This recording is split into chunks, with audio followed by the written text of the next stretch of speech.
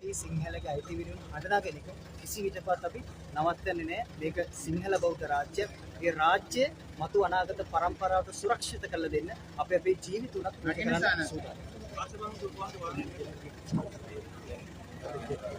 සිංහල බෞද්ධයන් වෙනුවෙන් පෙඩේ හිටපු බෞද්ධ මහා සම්මේලනයටත් නීතිඥ මඩුලටත් අපි වෙනුවෙන් දිවාරයන බලා වෙහෙසුණු මහා සංඝරත්නයටත් සිංහල බෞද්ධ ජනතාව සියලු දෙනාටමත් බොහොම පිං.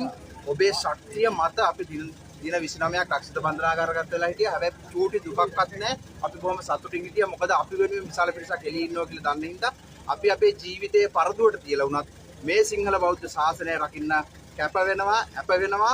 දුෂ්ට බලවේග සියල්ල පරාජය කරලා මේක රකින්නවා කියන එක සප්ත කරලා කියනවා.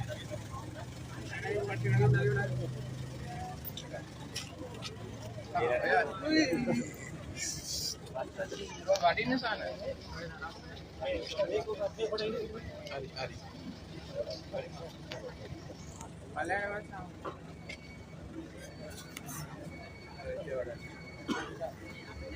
හරි ඔක්කොම